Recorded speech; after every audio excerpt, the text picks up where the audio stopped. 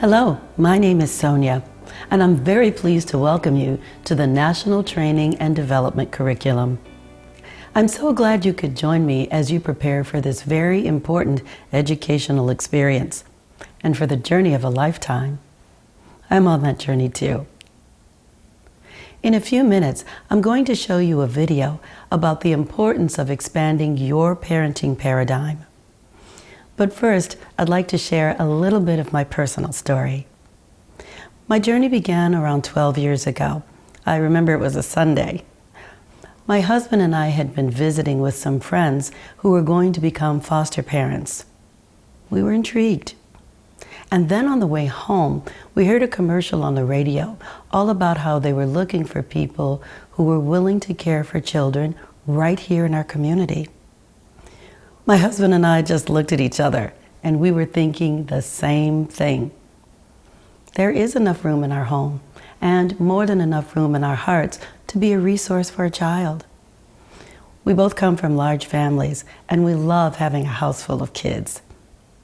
Our boys were getting older, and they were starting to do their own thing.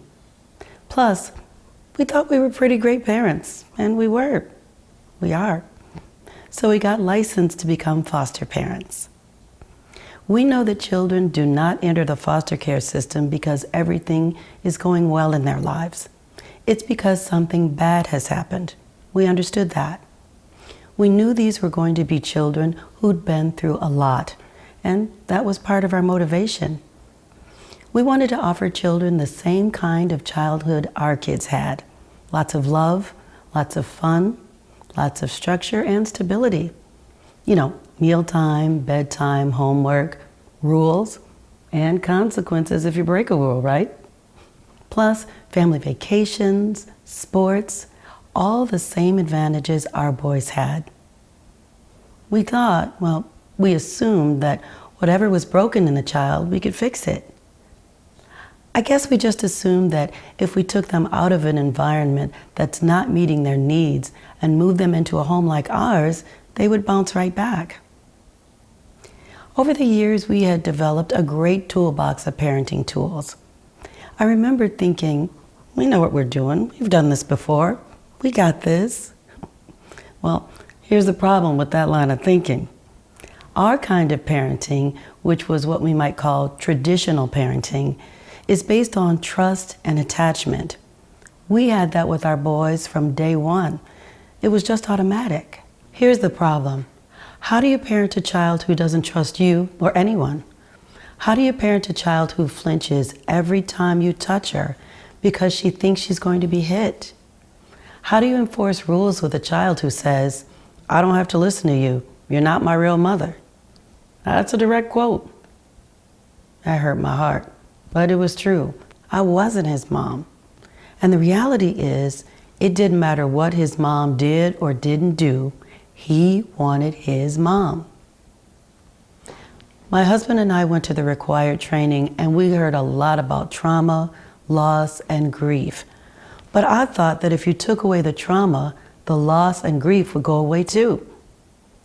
It wasn't until we actually had kids move into our home that we started to understand. These children had lost everything, everything. Their family, their school, their friends, their pets, their toys, even the bus driver who always told them to have a good day. They were taken from everything that seemed normal to them. Now that I look back on it, I was so focused on what they would gain and what we were gaining that I didn't fully understand how much they lost. We tried every tool in our toolbox: timeout, consequences, incentives, threats, sticker charts. Oh, the sticker charts. If I never see another sticker chart for as long as I live, it will be too soon. The truth is, we needed some new tools. Anyone who is fostering or adopting children who have experienced trauma, grief, or loss needs new tools. That doesn't mean you throw away your existing tools. They still have a lot of value. But you'll also need some new tools. Let me give you an example. Imagine you're a roofer. You've been installing roofs for years. You're really good at it. So you show up on a new job site one day ready to go.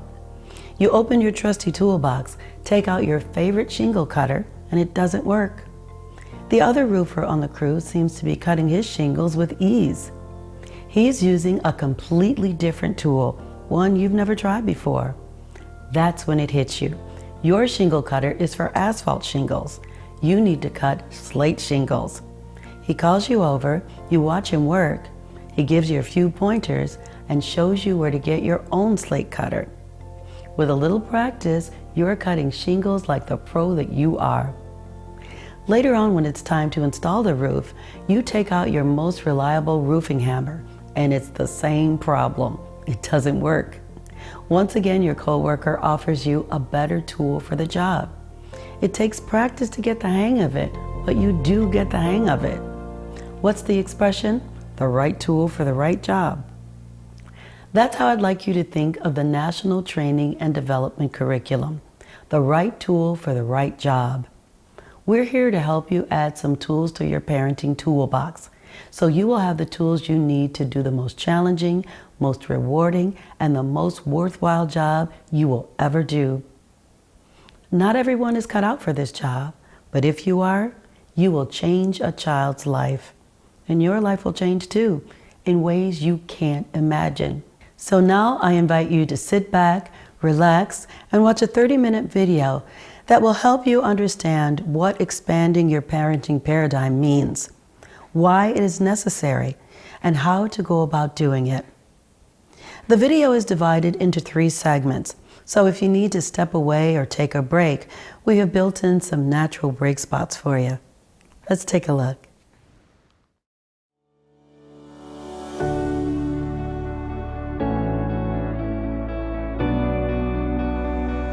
A child's job is to explore the world, to play, to learn, to grow. Oh, good job! To embrace the richness of life and the joy of being human. A parent's job is to facilitate all of this by creating an environment that is safe and fun. There's blue, pink, orange, and green, and purple, and red. Good job! Nurturing, attuned, and filled with love. Growing up in this environment, children see the world as a safe place. They're able to form healthy relationships with others. They have every opportunity to reach their full potential, to become who they were meant to be. But for children who have known trauma, grief, and loss, the world doesn't feel safe. They may struggle in their relationships with others and with self-esteem. To parent these children requires a different kind of parenting, different from the ways most parents were parented, different from the ways they parented their birth children. These parents will need to look at behaviors, discipline, and love in a whole new light. It's a new perspective on parenting, one that calls upon parents who are fostering or adopting to expand their parenting paradigm, to build on the skills they bring to the table, but also to learn new skills to help children who have experienced trauma, grief, and loss. One of the things that we've learned, and we've learned this in so many ways, again and again and again, both through research and clinical experience, is that relationships are the vehicle by which people heal and by which people develop optimally, and that the relational interaction with the parent is probably the primary therapeutic tool. In this segment, we explore 8 ways to expand your parenting paradigm, strategies to help you see your parenting role and the child's behavior in a new light. Recognize the importance of everyday family interactions. Move away from the idea of fixing the child. Focus on the reasons behind the behavior and not the behavior itself. Be attuned to the child's needs and be prepared to alter your routine to meet those needs. Set realistic expectations for the child and yourself. Celebrate the small successes. Use play to connect and find a balance between connecting and correcting. For children who have experienced trauma, loss, and grief, the healing happens in daily interactions and in relationship with the parent who is fostering or adopting them. It can be a slow process. It happens after school. It happens at snack time, over homework, in daily routines, around the dinner table. It happens in the quiet times, the teaching times, the playful times, the family times, the thousands of everyday interactions that teach children, eventually, over time, that the world is a safe place. Therapy is really great. It's something that's so beneficial to so many people, but what happens every single day, every single morning, every single night, this is their therapy. This is what's going to change them. The person they meet with once a week can be beneficial, can give you a great outlook and a different perspective, but they're not the ones doing the work. You as the parent, you're doing the work. The number one factor to help our kids is the family. It all comes back to putting kids back into the family environment.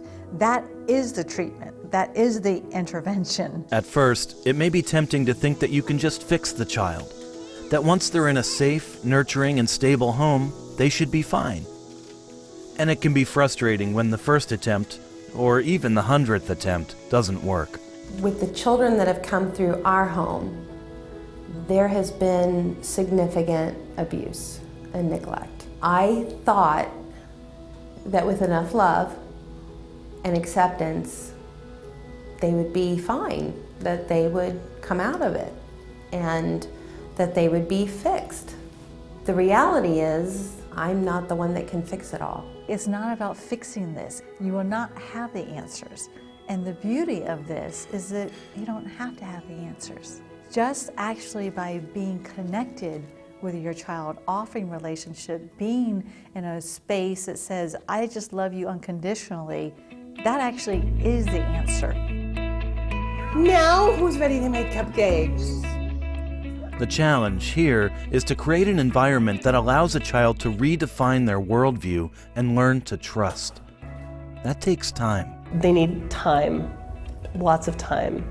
And it could be years before they fully trust us, but that's okay. Having a safe place that they know that they're going to be cared for and loved and protected in, that's a huge thing for these kids. And it takes them years and years and years to understand that and to accept that, because that's not where they come from. Focus on the reasons behind the behavior and not the behavior itself. Understand that behavior is a child's way of communicating.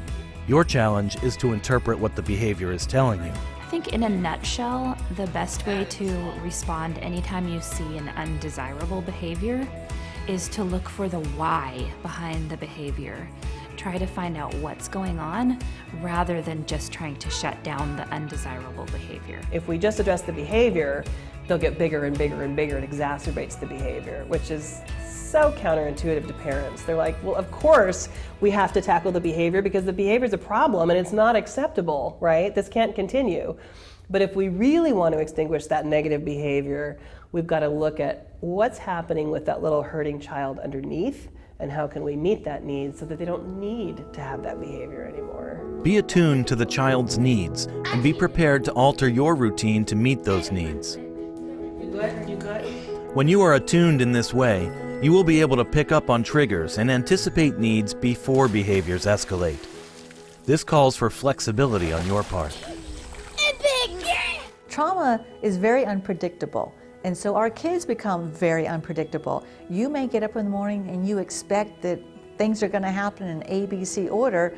All of a sudden you realize, oops, that's not happening. And if you keep trying to go to ABC because that's what you plan and that's the structure and that's the agenda for the day, but your child is going off on X, Y, and Z, you got to jump over to X, Y, and Z. You know what? You might need to put breakfast on hold. You might have to be late for work. You might have to be able to stop everything that you're doing as a family system to attend to the needs of one child. Oh, you've got to be able to go with the flow and be flexible. We make plans all the time in my family and they change on a dime. Set realistic expectations that align with the child's capacity and developmental and emotional level. I think letting go was the biggest thing that I had to learn how to do, is let go of my expectations and really focus on who these kids were and what they were capable of doing and who they wanted to be.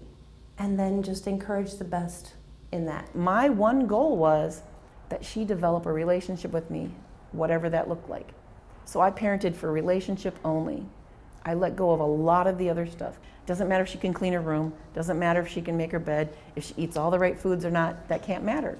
It's that, is her mental health stable, and can she somehow connect with me? Can I be that safe place for the rest of her life, no matter what happens? My definition of what success looks like has changed completely. For me personally, success meant perfection until these kids came to my life, and now success means meeting their needs. The first concept is there is no perfect parent, ever. And you have to give yourself grace. This is a learning curve. So understand that this will be the hardest job you have ever done in your life. And you're gonna have all the best intentions. Here's the typical scenario. You lie in bed, you're like, okay, today I am gonna be like the most amazing parent. I'm gonna be patient, I'm gonna be calm. I got this. You go through your list, you get up, and literally 5 minutes later, you've blown your top. And you're like, what happened? It's okay.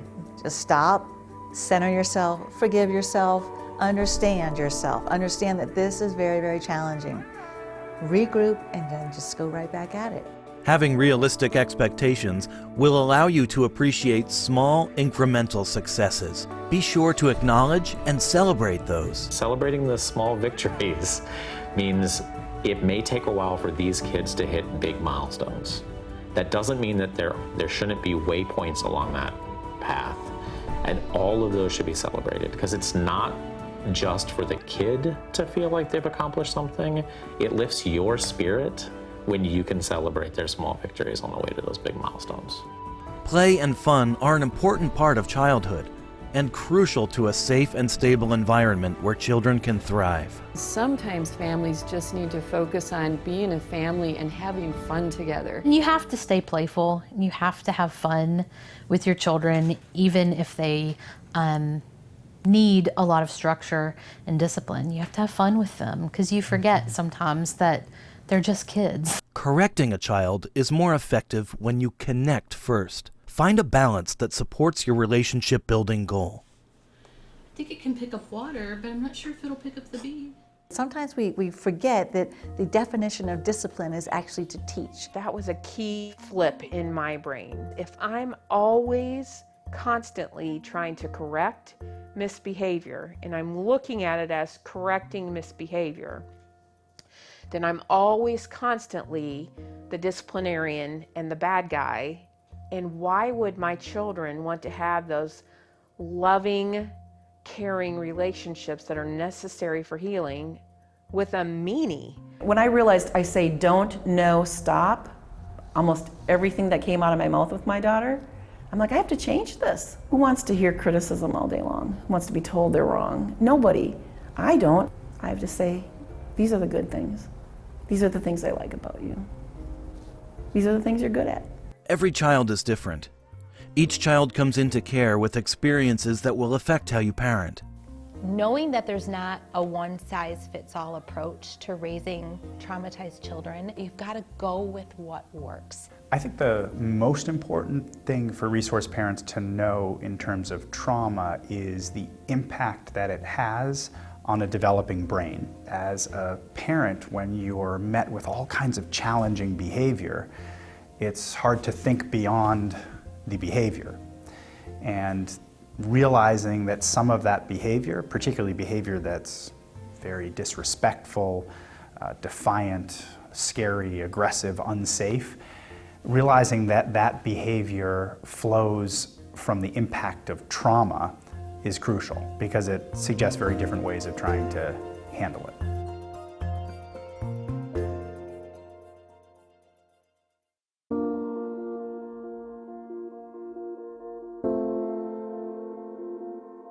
Science tells us that the experiences we have in the first years of life have a profound impact on how our brain develops. We know that a growing brain needs a nurturing environment, positive interactions, sensory-rich experiences, strong attachments, and learning opportunities. We also know that toxic stress can interfere with healthy brain development. To understand how trauma impacts the developing brain, consider how a brain develops under optimal conditions. It starts here, in utero. If you look at this simple model of the brain, Part of what we're trying to illustrate with this image is that the brain's organized in a hierarchical fashion, from the lowest and simplest parts all the way up to the highest and most complex parts of the brain. Beginning in utero, the brain develops from the bottom, or brainstem, to the top, or cortex. And that part of the brain is involved in planning and speech and language and knowing right from wrong. And then when you go way down to the bottom part of the brain, this is the part of the brain that's involved in regulating heart rate, blood pressure, respiration, very simple functions. The middle parts of the brain mediate and are responsible for your mood, and they play a role in attention, and they play a role in motor movement. If you have healthy relational experiences, lots of learning opportunities, you are in an environment where you're loved and you get attention and you have opportunities to explore the world in a healthy way, those systems develop pretty normally and they help the brain and body work in this smooth and integrated way. But we know that there are three things that will predictably alter the development of those systems and cause problems in every part of the brain that they connect with and in the body. And those three things are some form of intrauterine insult, like prenatal alcohol, prenatal meth, prenatal distress for the mother.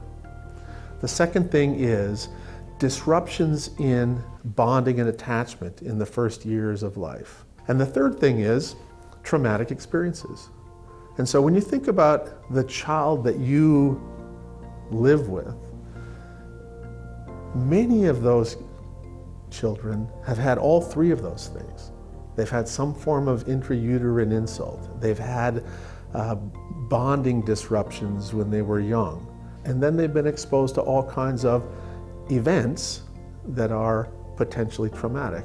And so it's no surprise then that they have a cascade of problems from the top part of their brain all the way down to the bottom part of their brain. This sequence of brain development, from the bottom to the top, is the same sequence by which the brain processes experience. The fact that the brain processes experience sequentially means that the first part of the brain that gets dibs on processing information is the lowest and dumbest part of your brain. So the lower part of your brain, very simple, very primitive, very regulatory, and the truth is when information comes into that part of the brain can't tell whether or not this is an experience that's happening now or this is an experience that happened 10 years ago. And this becomes a problem, particularly if your experiences 10 years ago were characterized by threat. Think of this lowest, most primitive part of the brain as the survival brain. In the presence of danger, the survival brain takes over, shutting down the other parts of the brain. When survival is at stake, nothing else matters. When the danger is gone, things go back to normal. But as we will see, the brain of a child who has known trauma may get stuck in survival mode. This is a brain on high alert, as though danger is always lurking. It's interpreting the present based upon a whole set of memories and associations that were created in that child's past. And if the past was characterized by unpredictability, by threat, by chaos, what's going to happen is if the present has any sensory cue or any quality that's reminiscent of that past, the child is going to act in the present as if they're being hurt in the past.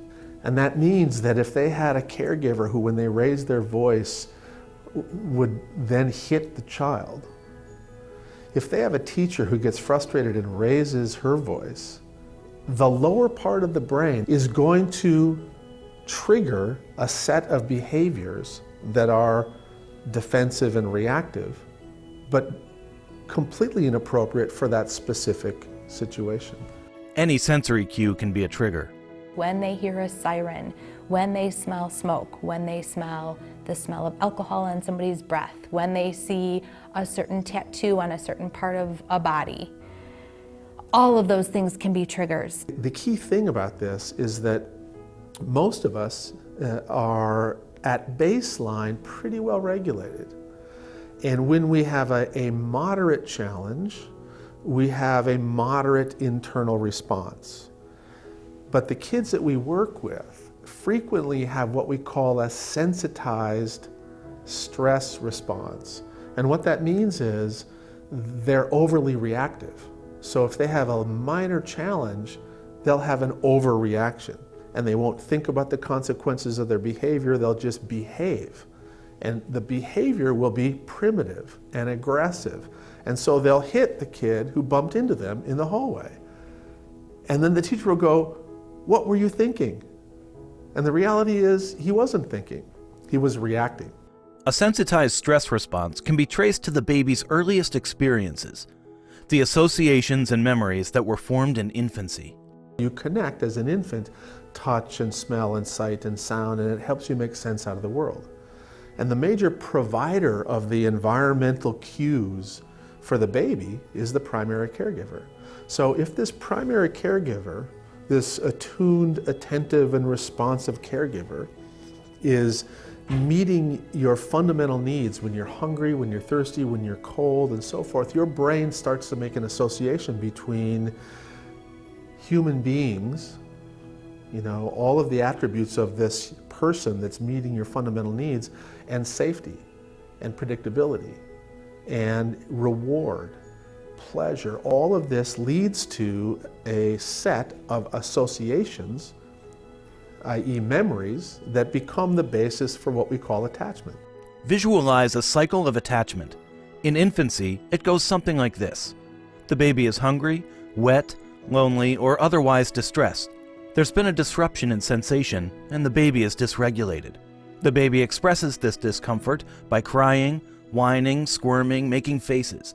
The caregiver interprets the source of the baby's distress and responds with food, a dry diaper, rocking, and other nurturing acts. The baby feels safe, protected, and understood. The baby relaxes.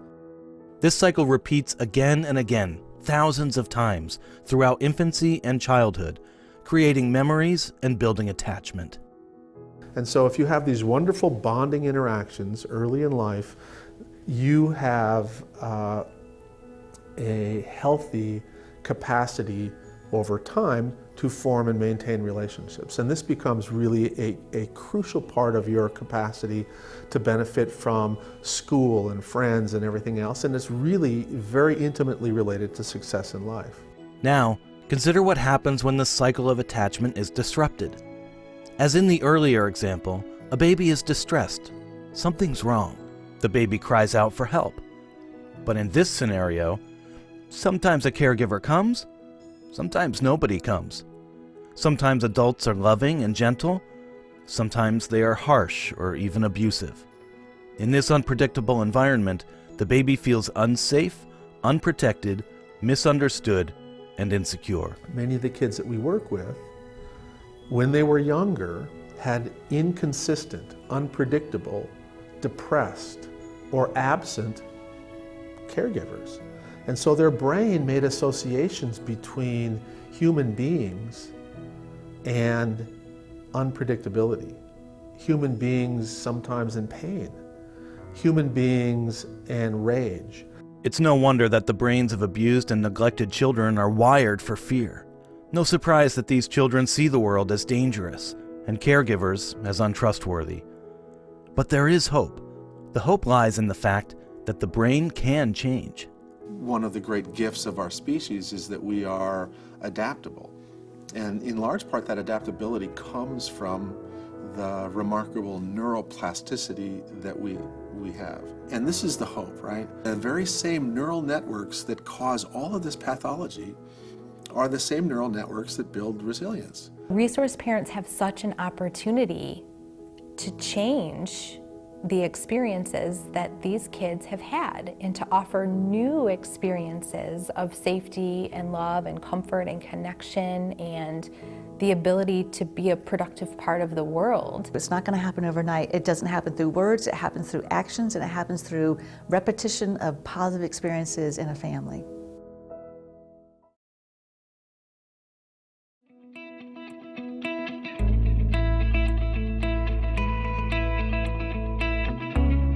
In Part 1, we learned what it means to expand your parenting paradigm, why it's important, and what it entails. In Part 2, we learned why we need to adopt this new paradigm when parenting children who have experienced trauma, grief, and loss. In Part 3, we explore how to do this. We highlight some of the key ways to expand your parenting paradigm to help children heal and grow. That's a turkey! Yeah, sure. Why not? The need to belong, to feel connected, is part of being human. For children who have experienced trauma, grief, and loss, that sense of connection is really all that matters, at least in the beginning. Making that connection must be your first priority. It starts with trust. Trust and attachment go hand in hand. In order to be able to connect with someone, to attach to them, to be in a relationship with them, there has to be a high level of trust. Children need to have that, that really good, safe relationship that they always know they can fall back on. The caregiver's role, therefore, is to create an environment where children feel safe, loved, and secure. Children from chaos and unpredictability need calm and consistency. So a traumatized child needs to know what to expect all the time. My kids have a lot of questions about what's coming. What's next? Okay, then what's after that? And then what's after that? They're not trying to annoy me, they just need to feel safe. So kind of having a schedule and a routine as much as you can in the home for the child is really important, because then it establishes consistency. It helps the child to feel calm because they understand what's coming next. Sometimes resource parents will get frustrated at the beginning and they'll say, I am consistent, I am predictable, they can trust me. I think that it's unrealistic and completely unfair to expect kids who've had so many broken promises to just trust you because you're trustworthy. That I think we show that in lots of little tiny ways every day, and that it has to happen over time.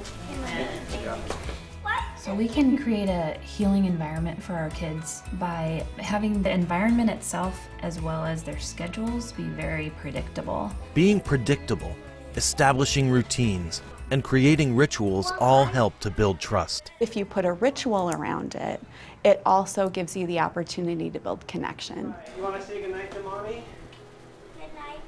A ritual is a heart-to-heart connection, so the bedtime story or the snuggling up and sharing a little bit about your day. And if there's a back and forth connection where the underlying message is, I love you and you're important to me, that's the ritual. It's baffling when tried and true behavior management techniques, the techniques that worked for your other children or for you as a child, don't work. When I first became a foster parent, I thought, this child, I'm going to raise this child exactly as I raised my children, okay?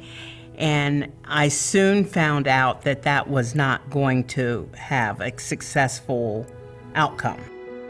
Traditional discipline, incentives, consequences, withholding privileges, timeout, and physical discipline don't work without a foundation of trust and attachment. When a kid isn't doing something you want them to do, or they're doing something you don't want them to do, most of us parents, we try to make kids do what we want them to do. We're trying to show the kid who's boss and let them know that if they behave well, life's going to be good for them. And if they don't, life isn't going to be so good. And the problem is that that all operates on power and control. And you can get away with that with some kids. With kids who have had a lot of loss, trauma, stress in their lives, you can't get away with it. It doesn't matter. This child has lost everything. You can't make it worse for this child. This is why consequences and punishment don't work for our kids. They have lost everything. Because this evokes in them, this triggers for them what it's been like in their life so far when things have happened to them outside of their control that are traumatizing and upsetting. This is why relationship is the most powerful way to connect with our children. We have the science to show us, but we also have the logic to show us as well that there really is no other way. And so as we parent, always go back to that. Love just never fails. That is the answer. Relationship is the intervention. Not yet, it's still a little too hot. In the midst of trauma and in its aftermath, children feel powerless. Right here. That's yours, Jeremiah. For children who, especially children who come from backgrounds where there's been trauma or loss, often they feel they don't have a voice. They haven't had a voice. Their voice has been lost or taken away.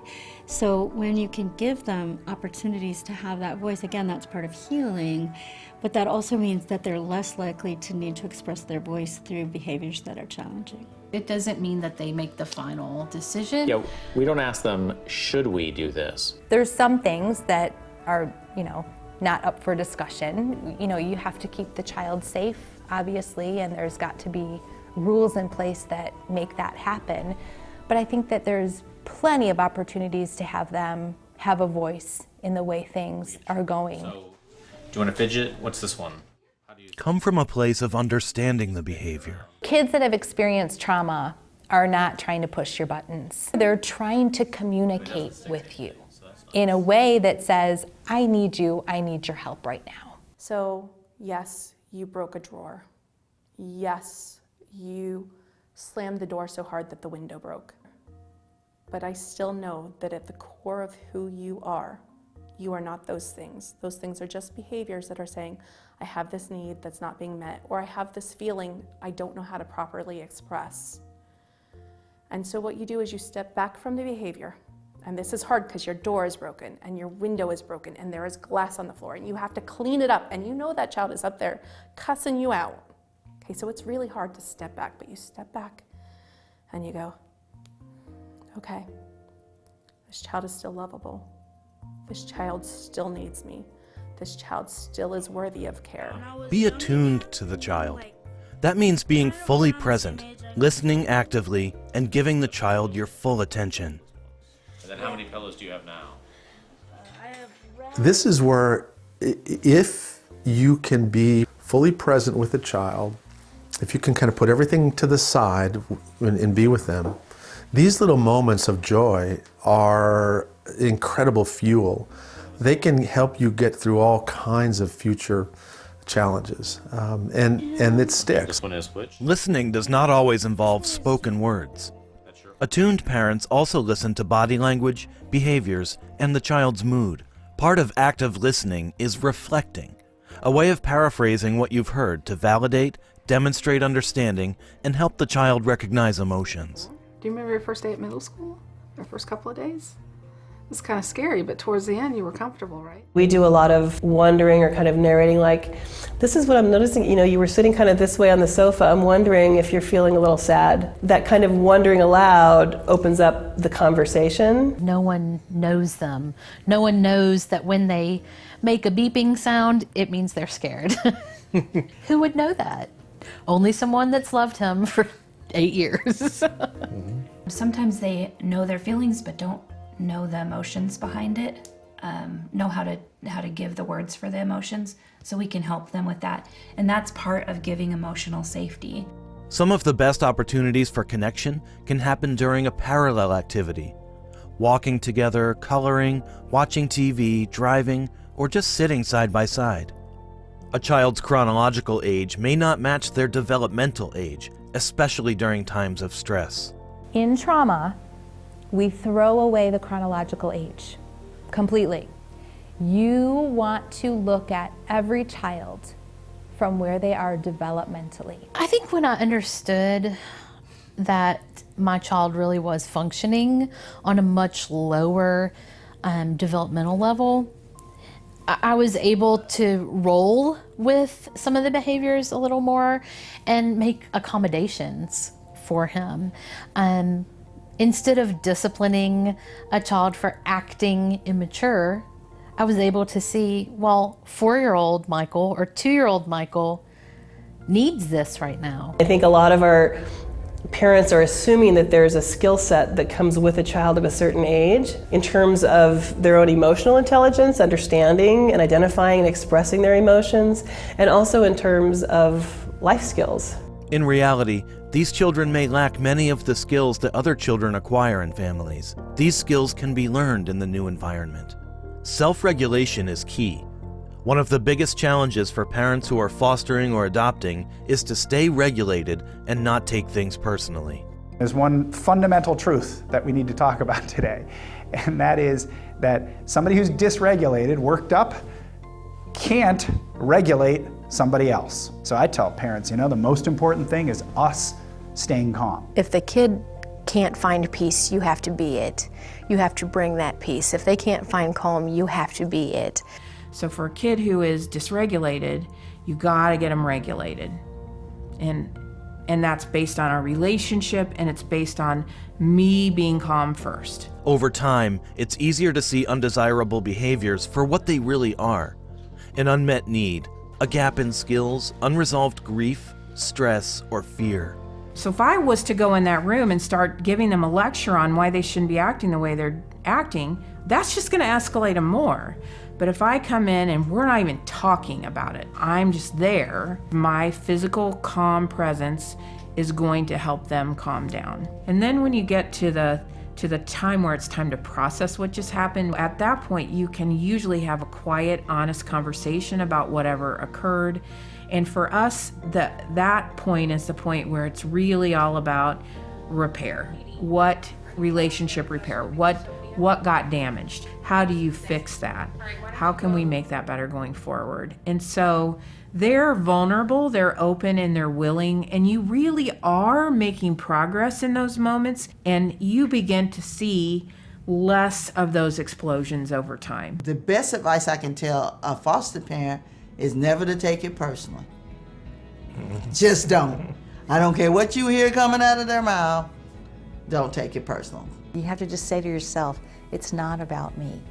It's not about me. If you could just tell yourself it's about this child and it's not about me, you'll find the strength. Ultimately, families that do succeed and are successful at this are the ones that come to a level of acceptance, complete acceptance. They throw out all their expectations from the beginning and accept, okay, this child is exactly who he is or she is, and they're perfectly acceptable just who they are. And we want to move them forward to help them heal, but we're not trying to get a child to be somebody that they aren't. I find so many beautiful things about this adoption process that I've been part of. To have someone love you who shouldn't is beautiful. You get to witness someone blossom, someone feel safe, someone develop their personality. There's nothing like the love of a child. You'll never be loved in your life ever like a child loves you, is capable of loving you. And a child who you didn't think had that in them, when they show that to you, and you're the one who's on the receiving end of that, there's nothing more powerful. It's not what I thought it would be, and it doesn't have to. It's better. Harder, better. Welcome back. By now, you're starting to get a sense of what it will mean to expand your parenting paradigm and why it's important. And I truly hope you're looking forward to adding some new tools to your parenting toolbox as you take on the challenge and the joy of caring for children who have been through trauma and loss. As you continue through the National Training and Development Curriculum, you will gain many skills and acquire much knowledge, and you will also grow. You will start to develop the qualities you need to help children thrive. You'll become more adaptable, more patient, more creative, more hopeful, braver. I became fierce. It's all part of building that toolbox we keep talking about and expanding your parenting paradigm. One last example. If you had a child with a food allergy or asthma or diabetes, you would learn everything you could about that child's needs, right? And you would do anything you had to do to keep the child healthy and safe. Think about a child with diabetes specifically. You would learn to adjust the child's food intake. You'd make sure the child is eating throughout the day, give any medications they need, and you'd learn to recognize signs that the child's blood sugar is getting too low. Obviously, we would not expect a child with diabetes to adjust their medical needs to accommodate us, or to be more like the other children in the family. We would make the adjustments, and we would make a point of educating anyone who takes care of our child to be sure they know what that child needs. The children we're talking about, children who have experienced trauma, grief, and loss, don't have a clear-cut diagnosis like diabetes. Their struggles might not be evident at a glance. But like a child with diabetes, these children do have needs, and we're the ones who have to make the adjustments to meet the child's needs. Karen Purvis said it best. We encourage you to have the mindset that it's you and the child facing the world, ready to resolve whatever problems arise. Show your deep commitment, not only in words, but through body language, posture, and voice. I invite you to approach this journey with an open mind and receptive heart. Be ready to challenge and stretch yourself as never before. Be prepared to love unconditionally, even if it takes a very long time to receive that love back. Plan on learning things about yourself that you never knew. Not all good, but mostly amazing. Know that whatever you're imagining, you'll probably end up with something completely different. It's so hard, but it's so worth it. Now we're going to hear from the experts. We asked young adults who grew up in foster care or adoption to share what they think parents who are fostering or adopting need to know.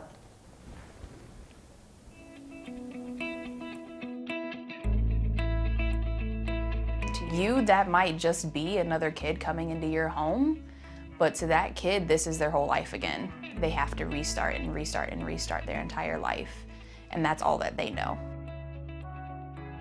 Sometimes I just needed time. I just needed time to adjust to this new place and the new rules and how their family worked. Give them time to warm up to you.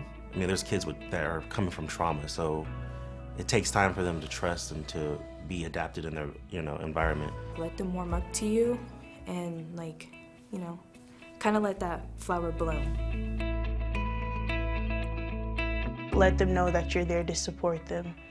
Just show them that you really do care. Show them that you're really going to be there for them. That you're not gonna kick us out if we mess up one time. Just show me that you're gonna stay and be on my team. Listen to them, that's the biggest thing. I wish I had a parent that would have sat me down and listened to what I had to say from actually inside of me, not me just saying whatever I think they want to hear, saying what I actually think and feel. It's definitely important for foster parents to show the kids that, hey, you're in a safe place. You don't have to worry about, there being food in the house. I needed to feel supported and safe, and my home situation wasn't fragile. Be as inclusive and open-minded as possible is my thing, because it's so much nicer as a queer child to feel safe in someone's house, no matter what you have going on. Get to know me, don't just judge me by what my file says. Ask me things that you want to know about me. That's a great way to build trust. Just accept me for who I am and not try to change me for where I'm at.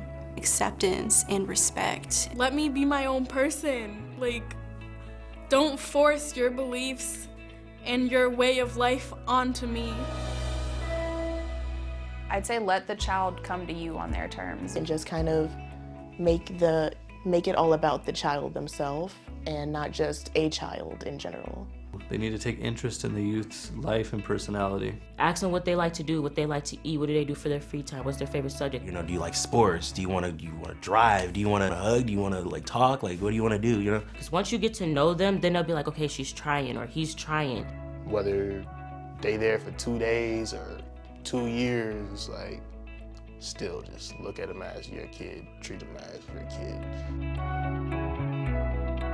I think that there's a balancing act of a foster parent being too invasive, but also being too absent. I remember in a few different situations I had said, go away. leave me alone. Sometimes they want to be left alone, but sometimes we want to be checked on too. Knowing that there is somebody that's willing to just sit here with me while I go through my stuff by myself is powerful. It can help a lot, and that definitely helped me with a lot of trust. Give them their space, but the more you check in with them and the more you let them know that you're there, they're gonna open up eventually. I know how it feels to feel unloved, unwanted, wondering what's wrong with me, why nobody wants me, so I felt like that a lot. I wanted so badly to be what those families wanted me to be. I didn't want to move again. I wanted to feel loved. That's it. Just to be loved and wanted in a family, not just a foster family, like a family. Like you're home.